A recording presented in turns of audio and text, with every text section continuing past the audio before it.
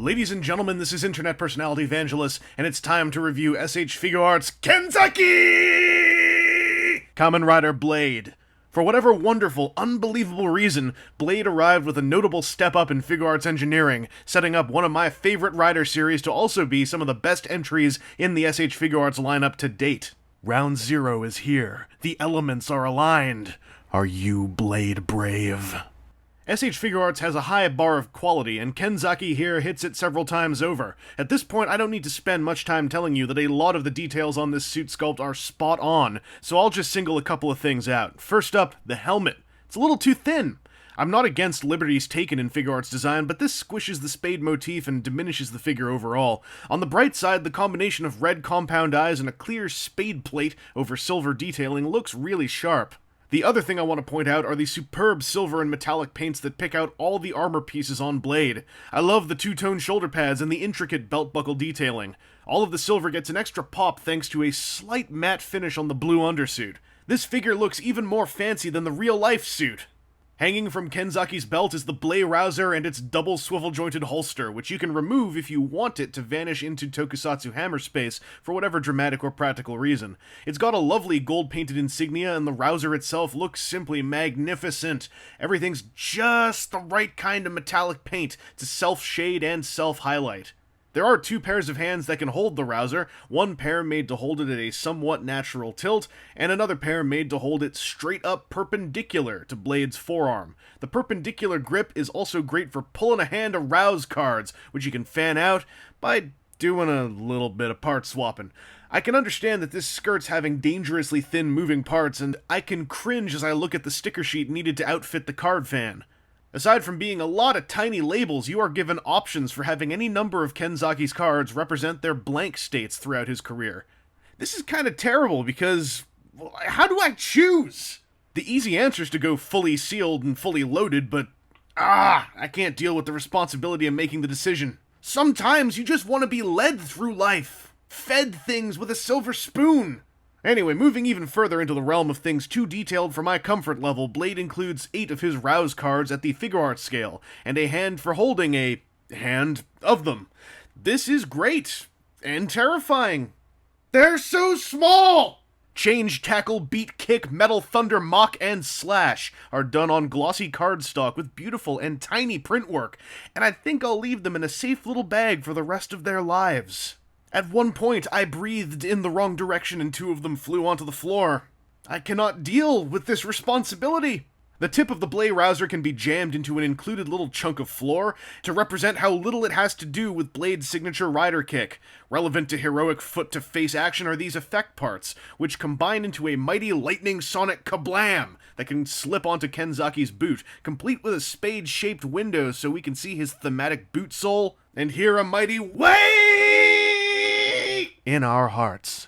As I said before, the Prince of Planet Ondoru has got a really nice setup of articulation going on, and it starts off with his head, which is on a multiple ball joint. Now, in this case, it's not your usual Figuarts, like hinge and ball joint. There's a ball joint at the base of his neck, but then at the top of his neck there is a double barbell ball joint rather than that usual hinge connection. And I think that's okay. It feels like it does the right job still. It doesn't feel like anything's going crazy there. Things get a little more crazy with his shoulders. Now, his shoulder pads. Figuarts in past have used very simple hinge systems, and in this case, that's not the case. This thing uses a ball joint connection for the shoulder pad. It's a ball socket connection. The stem that the ball is on, that connects into the socket in the shoulder pad, is on its own little hinge down here. So if I pop this off, you can see there's this whole little setup here going on. And that's pretty cool. Because, sorry, it's a double hinge, actually. This means that the shoulder pad is very good at getting out of the way of anything that you're doing. So, it's very helpful, because there's the usual Figuarts shoulder design up here, and the way this works means that the shoulder pad, it will always do what you want it to do, except for, like, very weird, strange cases, like if you somehow jam it inside the armor and then start moving it against stuff, it might pop off. There's a bicep swivel up here in timing with the cut in the costume. There's a double-jointed elbow. There is a Figuarts wrist joint with a hinge and a ball. And then the cuff here actually has its own swivel that is separate from everything else. And I suspected that might have to do with when you get like the rouse absorber from like a Jack form figure, but when I tried to pull this off, I'm not going to do it because this thing sucked to put back together. He popped apart up here, and maybe he also pops apart down here. But yeah, there's stuff in place to put a rouse absorber sculpted arm on here. I don't know if it's going to be worth all that trouble. His torso has some other cool new engineering in it for his time anyway. His waist is on a ball socket joint, which affords a nice circular motion in multiple different circles. Then his torso, his abs, have got like a lean back, a little bit of tilt from side to side, and then a lean forward. Now the lean forward plays the nicest because it has like an extension in it to really lean into that lean forward. And like you can see back here, like there's a lot of sculpting to cover up what would otherwise be perhaps a bit of a gap.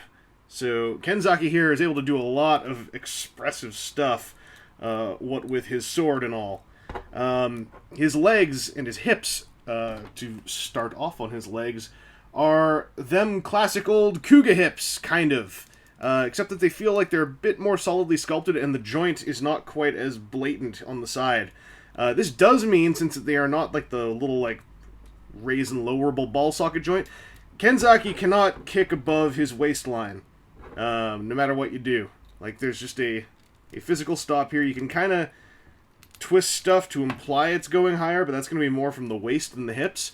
I'm okay with this on the blade designs in particular, because they are already so, like, armored and knightly that I don't think this is too much of a loss. Also, there's a thigh swivel. There is a double-jointed knee. His ankles are hinged, not ball-jointed, so they can go forward and backwards and side to side, because there's a hinge there. It's like a hinge here and a different hinge here. The ankle spurs are a separate loose piece, but I haven't had them like get in the way or fall off or rotate out of alignment, so it seems pretty cool. And then over here, now he's got a real boot, and this boot has a steel toe, and that toe is able to tow. So the posability on Blade, like when this guy came out, this was like a triumph. And even still, I think this is a triumph. This is, like, one of the best Figuarts on the market today. And the best part of this is, he's not the only one, because there were 4 Blade Riders, and I think they used all, like, the same model. And we'll talk about that more in future videos. But, yeah, the Blade fan in me is ecstatic, because this guy is so solid and just fun to pose, and nothing falls off of him. I love it. I love you, Kenzaki! This is a magnificent SH Figuarts release, highly recommendable and enormously gratifying to the Blade fanboy that I am. I feel a resonance, as though a kindred spirit who understands the importance of the TV series went out of their way to make a love letter of a figure for what I understand to be one of the least popular and most niche Kamen Rider protagonists out there. Leaving aside the copious accessories, Blade also features one of the biggest advances in SH Figuarts engineering in a while, with joint design and overall quality that's almost up there with renewal tier figures like Black Renewal and Kabuto Renewal. Renewal. My only negatives are extremely petty. Aside from his slightly squished head sculpt, I am really hung up on how little I want to engage with the sticker customizable Rouse card fan, or the teeny tiny Rouse cards themselves. They're all really well made. The cards are even glossy and slightly slick like downsized one-to-one replicas, and I don't want to lose them, so I don't want to touch them. Or see them. I want them just to be safe, like Schrodinger's tiny cards over here in a Ziploc bag in a box, on a shelf. Anyway, this has been Internet Personality Vangelus, and this was only one part of a dream come true. I didn't just get Kenzaki rendered in a top-tier SH Figuarts form, I got the main Blade Brave foursome, as regular releases. Yeah, some stuff got web exclusive, but man, that was all like alternate forms and stuff. Tachibana, Hajime, Mutsuki, all so easily within reach. All so very, very pretty.